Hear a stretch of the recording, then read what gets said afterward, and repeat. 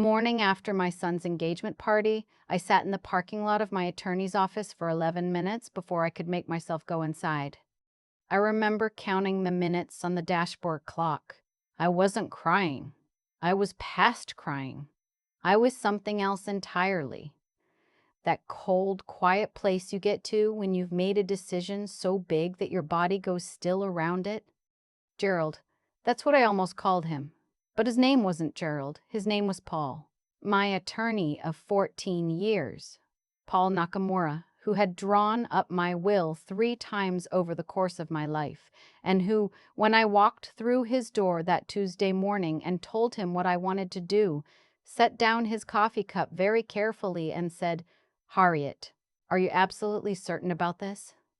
I told him I was. He picked the coffee cup back up and said, "Then let's get started." But I'm getting ahead of myself. Let me back up. Let me tell you about the quilt first, because that's where this really begins. Not at the restaurant. Not at the moment my son's fiancé held up what I had made and laughed. It begins 31 years ago, in a 2-bedroom apartment in Columbus, Ohio, with a secondhand sewing machine and a box of fabric scraps my own mother had saved since 1967. My mother never threw away a scrap of fabric. Not a single one. She kept them in a shoebox, then a larger box, then eventually a storage trunk she kept at the foot of her bed. When she passed, I was 34. My son Nate was 6 years old. That trunk came to me. I didn't know what to do with it for a long time. I just kept it in the closet.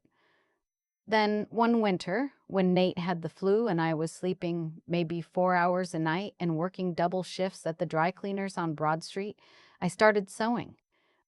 I don't know why. I just needed something to do with my hands at 2 in the morning when I couldn't sleep and couldn't afford to fall apart. I taught myself to quilt from a library book. The first one I made was terrible. Uneven squares, crooked seams, a corner that puckered no matter how many times I pressed it. But I finished it, and I put it on Nate's bed, and he slept under it that whole winter without ever knowing that every square of fabric came from his grandmother's trunk. A piece of her wedding dress, a strip from a blouse she wore in a photograph I have from 1971. The pocket of an apron, a square of the curtains that hung in her kitchen in West Virginia. I made quilts for 20 years. I gave them as gifts. I sold a few at craft fairs, enough to supplement the dry cleaning wages, enough to matter. When Nate left for Ohio State, I tucked a quilt into his dorm room box, and he thanked me with the particular embarrassed gratitude of an 18-year-old boy who doesn't yet know what anything costs. That was fine. He was young. You don't know what things cost when you're young. What I want you to understand is what else I was doing during those years, because I never talked about it. Not to Nate, not to my friends, not to anyone. I've always believed that you don't announce what you're building until it's built. My father taught me that. He was a carpenter, literally, and he said you don't invite people to watch a foundation being poured. You invite them to see the finished house. The dry cleaning job became assistant manager, then manager. When the owner, Mr. Alderman, a widower with no children and arthritis so bad he could barely work the press, decided to sell in 2001, I bought it. I scraped together every cent I had, took out a small business loan, and I bought it. People thought I was crazy. My own sister thought I was crazy. "You're going to own a dry cleaners?" she said in that tone. "Harriet, come on." I owned that dry cleaners for 11 years. I kept the name. I kept the same hours.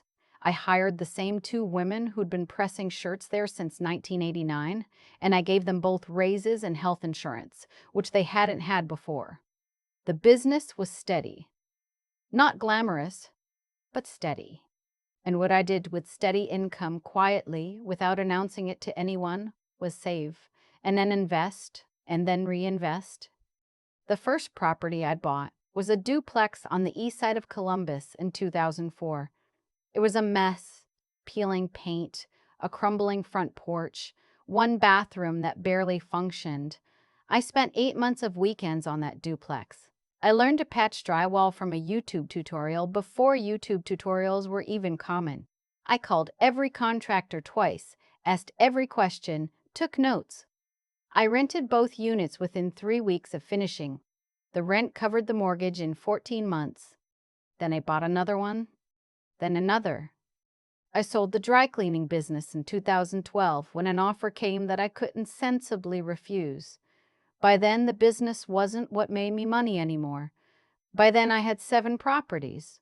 By then, I had learned that quiet, unglamorous work, the kind people don't notice, the kind that doesn't make for interesting conversation at dinner parties, is often the most valuable kind. Nate knew I had some rental properties. That's how I'd always described it when he asked. Some rental properties. I am not sure looking back whether I was being modest or whether I was protecting something. My father's voice again. You don't invite people to watch a foundation being poured. He was proud of me in the way that children are proud of a parent who has provided for them, gratefully, distantly, without really looking directly at what it cost. He was a good son, kind, hardworking. He became an engineer, which still makes me quietly proud in a way I don't always say out loud. He called on Sundays. He came home for Christmas. He sent flowers on my birthday. He met Kirsten 2 years ago at a conference in Chicago. She was in financial consulting, which I mention only because of the irony of it. I will come back to that. I met Kirsten 4 times before the engagement dinner. She was polished, confident, the kind of woman who seems to fill a room not by being loud, but by being very certain of her own coordinates within it. She was perfectly pleasant to me. Perfectly. That is the exact right word, the precise distance of it, no closer and no farther than pleasant. She called me Harriet, when most people my son's age call me Mrs. Oakes. I noticed it but didn't say anything. I told myself I was being sensitive. Her mother, Diane, I met only once before the dinner. At a brief coffee, arranged by Kristen, which lasted 45 minutes and felt like a job interview I hadn't applied for. Diane was the kind of woman who spoke about money the way other people speak about weather, constantly, casually, as if it were simply the neutral background of all conversation. She mentioned their lake house twice. She mentioned Kristen's bonus. She asked me, with genuine curiosity and no apparent awareness of how it sounded, what I had done before retiring. I told her I had owned a dry cleaning business and some investment properties. "Oh," she said, and then she smiled. "How practical." I should have understood more in that moment. I think I did, somewhere under everything. But you want to believe in people. You want to believe that your son has chosen well, and that the family he is joining will treat him, will treat you, with ordinary human dignity. The engagement dinner was held at a restaurant called the Meridian, which is the kind of place where the menu has no prices on it, which has always struck me as a particular kind of rudeness masquerading as elegance. Kristen's parents had chosen it. There were 12 of us at the table. Kristen's parents, her younger brother and his girlfriend, 2 sets of family friends of theirs, my son and me. I want to be precise about what I had brought because it matters. I had spent 4 months on that quilt. I started it the week Nate called to tell me he was going to propose. I used my mother's trunk, the same one I've had since 1989. I used a square from the flannel shirt Nate wore constantly at age 9, the one with a small tear at the elbow he refused to let me throw away. I used fabric from the curtains in his childhood bedroom. I used a piece of the quilt I made for his dorm room, which he had eventually worn through and brought home. I added new fabrics too. Deep greens and blues, his favorite colors now. In the center panel, I embroidered 2 initials, and around the border, I stitched a small pattern of oak leaves, because our last name is Oakes, and because my mother always said you should put your name in everything you make. I wrapped it myself in brown craft paper and a length of ribbon. I wrote a card. It took me 3 attempts to write that card. What do you say about something you made with your hands over 4 months, using pieces of a grandmother he never met? In the end, I kept it simple. I told him I loved him. I told him it was made from things that mattered. I told him I hoped it would keep them warm for a long time. At the restaurant, The gifts were opened after dinner. Kristen's family friends had brought an expensive espresso maker and a weekend stay at a resort in Scottsdale. Her brother and his girlfriend brought crystal champagne flutes, Waterford, still in the box. Diane and her husband had brought an envelope, which I later learned contained a check that I won't name the amount of, though I will say it was significant. Then Nate got to my gift. He opened it carefully, the way he's always opened gifts, which is a habit I taught him. You don't tear the paper, you save it. He unfolded the craft paper, and there was the quilt, folded with the center panel facing up. He looked at it for a moment. I watched his face. I saw something pass through it, something real, and then he looked up at me. Before he could speak, Kristen leaned over to look. She touched the edge of it. I saw her expression, not mean, just uncomprehending. The way you look at something that doesn't register. Then Diane from across the table with a smile said, "Is that a quilt? How sweet! Did you make it yourself, Harriet?" "I did," I said. She made a small sound, not quite a laugh, not quite dismissive, something in between, something worse for being in between. "Homemade," she said, to the table generally, in a tone that placed it.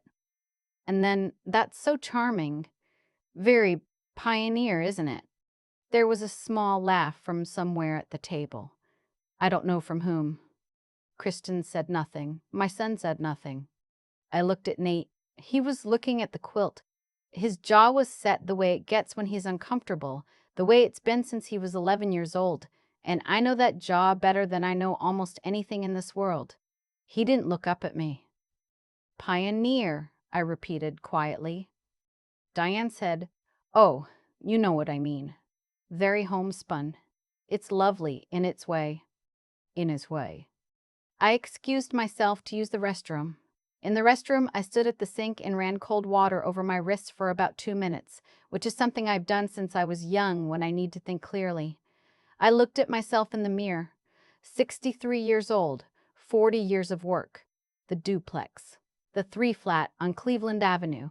The commercial building in Westerville that I bought when everyone told me the neighborhood was declining and which is now worth 4 times what I paid. The fund accounts. The management company I'd hired 3 years ago so I didn't have to handle the day-to-day myself anymore. Very pioneer, isn't it? I went back to the table. I picked up the quilt, gently the way you pick up something that belongs to you, because it did, and I folded it back into the craft paper. I tucked the card into my purse. Nate said, "Mom, I need to get home," I said. "Early morning." Diane said, "Oh, don't rush." "Early morning," I said again. I kissed my son on the cheek. I shook Kristen's hand. I nodded to the table. I walked out into the November air with my quilt under my arm, and I stood next to my car for a moment, looking at the restaurant window, at the candlelight inside. Then I drove home. I did not cry that night. I made tea. I unfolded the quilt on my own bed, and I looked at it for a long time. The oak leaves along the border, the center panel, the square of flannel from Nate's childhood shirt. Then I went to sleep, and in the morning I drove to Paul's office. Paul is not a dramatic man. He processes information the way a very good accountant processes numbers, carefully, without reaction, looking for the shape of it. When I told him what I wanted, he listened to all of it. When I finished, he said, "Walk me through the assets again, just so I have the current picture." I did. When I finished, he was quiet for a moment.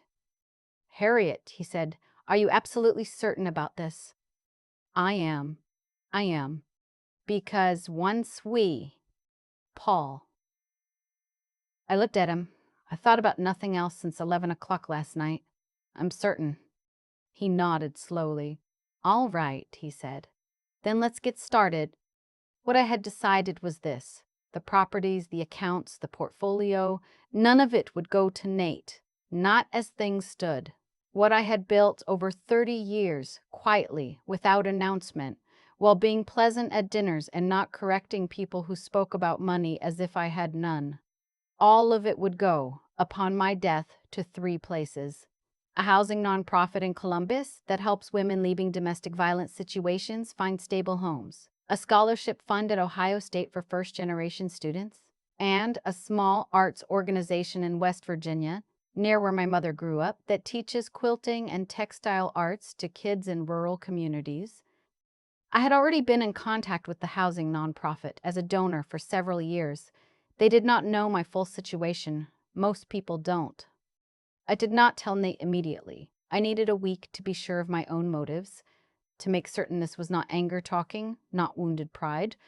I sat with it.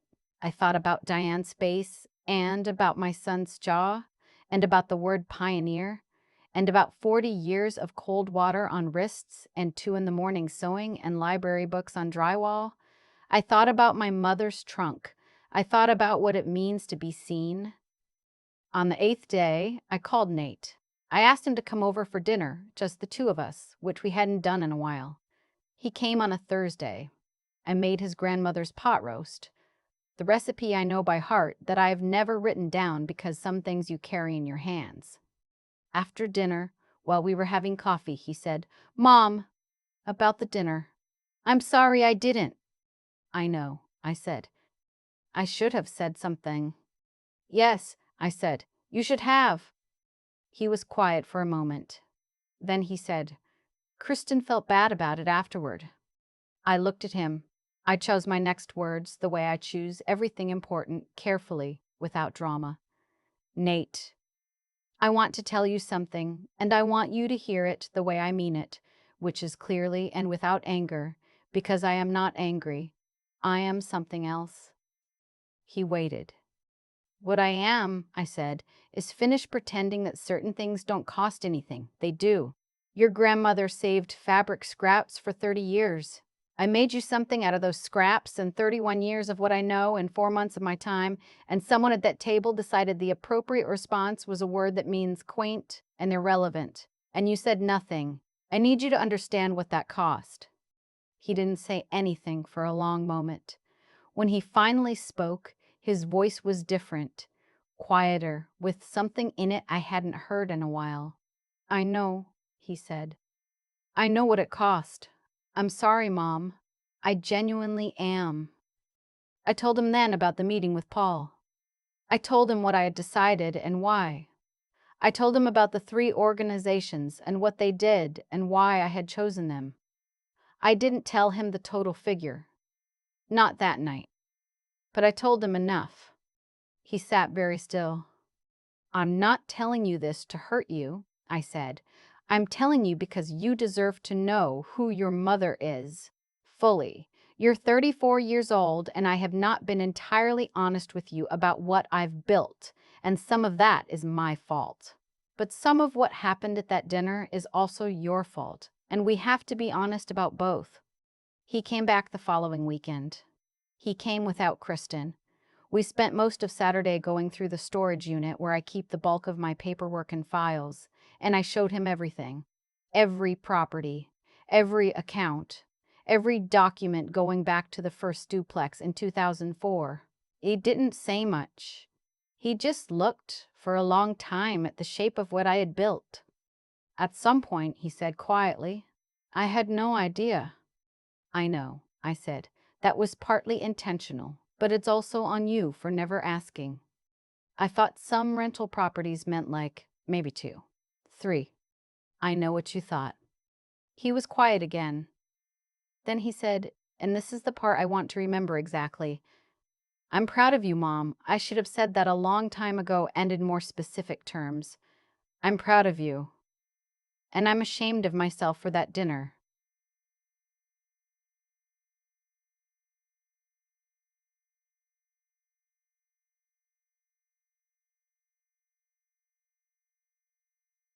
And I'm ashamed of myself for that dinner. That landed. I'm not going to pretend it didn't. What happened with Kristen and her family is a longer, slower story. Diane called me about 3 weeks later. Nate had clearly told Kristen something, and Kristen had clearly told Diane, and she was warm in the way that people become warm when they've recalibrated their information about you. She said she hoped there were no hard feelings. She said she had such respect for self-made women. She said the quilt was clearly a very special gift. I listened to all of it. I was cordial. I am always cordial. I did not change the quilt assessment. I kept it on my own bed. And I did not reverse the meeting with Paul. I've had people ask me since then whether it was too harsh, whether I was cutting off my nose to spite my face, punishing Nate for something that was really Diane's behavior. I've thought about that question seriously because I think it deserves a serious answer. Here is what I've concluded. The meeting with Paul was not about punishment. It was about clarity. For 30 years, I allowed the people around me, even my own son, to have an incomplete picture of who I am and what I've done. Partly from habit and partly from that old idea about foundations and finished houses. What that incomplete picture produced was a table full of people who heard the word homemade and placed me, accurately and permanently, in a category of person whose contributions are decorative at best. If I had kept everything as it was, I would have been agreeing to that category. I would have been saying, yes, fine, treat me like that. It doesn't cost anything. It does cost something. It costs everything if you let it go long enough. The will stands as Paul wrote it. Nate knows. We've had more honest conversations in the past 6 months than we've had in the past 10 years. Something opened between us. Difficult and necessary. The way windows in a house that's been closed too long are difficult and necessary. He is learning, slowly, what things cost. He is learning to look at his mother fully, not just gratefully. The quilt is on my bed. Some mornings I run my hand over the oak leaves along the border, and I think about my mother's trunk and the library book about quilting and the 2 in the morning winters when I needed something to do with my hands. You build what you build, quietly, for your own reasons. You do not require an audience for a foundation. But you do not have to let someone call it pioneer and then smile and say nothing. I didn't anymore, and that I think is everything. The morning I sat in that parking lot, I wasn't thinking about money. I was thinking about a shoebox of fabric scraps that my mother kept for 30 years because she couldn't bear to throw away anything that had once been part of something whole. That's what nobody at that table understood. Not Diane, not Kristen, and if I'm being honest in the way that only hurts when you let yourself be, not Nate either. Not yet. I've thought a lot about how we get to moments like that dinner. I don't think Diane woke up that morning intending cruelty. I think she woke up as she always did, inside a world where certain things signal value and certain things don't, and a handmade quilt from a woman she'd mentally filed under a particular category simply did not compute as significant. That's not malice. It's a kind of poverty, the poverty of a person who has confused price with worth for so long that they no longer know the difference. And poverty of that kind has consequences. Not divine punishment, not karma in any mystical sense, just the plain, mechanical consequence of what happens when you repeatedly misread what is real. What I'd built over 30 years was real. The duplex on the east side, the 3-flat on Cleveland Avenue, the commercial building in Westerville. None of it came from luck or inheritance or a well-timed marriage. It came from discipline I didn't always feel like having. From learning to patch drywall at 2 in the morning when I had a 6-year-old asleep in the next room and a mortgage that scared me, and no one to call. Resilience isn't a word I'm particularly fond of. It gets used too easily, worn smooth from handling. But I'll say this. I learned that the ability to keep going when you're not sure it's working is worth more than almost any other thing you can develop. It's not glamorous. It doesn't photograph well. It looks, from the outside, like nothing. It looks like a woman who owns a dry cleaners and some rental properties. The quilt was an act of character. That sounds grand, but I mean it simply. I made it because I believed it was the right thing to give. Not the impressive thing, not the expensive thing, but the right thing. The piece of Nate's childhood flannel shirt, the oak leaves along the border for our name. A grandmother he never met, present in every seam. When Diane called it pioneer, she was responding to the surface. She didn't have the information to respond to what was underneath, and that was partly on me. I had spent 30 years keeping my foundation private, and you cannot fault people entirely for not seeing what you've chosen not to show. But Nay could have seen. Nay had 34 years of me. And his silence at that table was not ignorance. It was a choice made quickly in the direction of comfort. The thing I most want him to carry forward, and I think he's starting to, in the honest conversations we've had since, is not gratitude for what I've left or changed. It's something quieter than that. It's the understanding that integrity is not a feeling. It's not something you have when it's convenient and set aside when the table is full of your fiancé's family and you don't want a scene. It's the thing you practice so consistently that it becomes who you are, in the same way that a seam sewn right holds for decades, and a seam sewn carelessly comes apart the first time it's tested. The quilt is on my bed. The will is filed with Paul's office. And my son comes over for dinner now, and we talk the way people talk when they're not pretending anymore. That's worth more than anything I could have left him.